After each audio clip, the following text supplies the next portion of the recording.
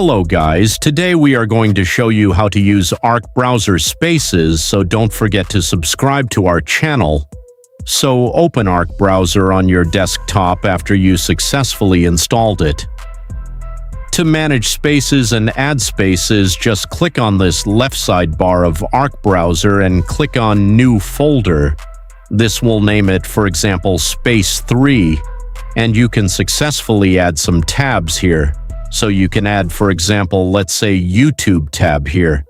Space, you can also spaces, so you can also add Google.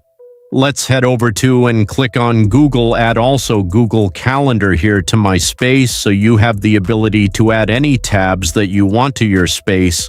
Just to add any new tab, you just click on the link and drag and drop that tab.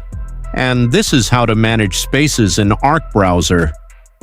If you found this video helpful, don't forget to like, subscribe, and leave a comment.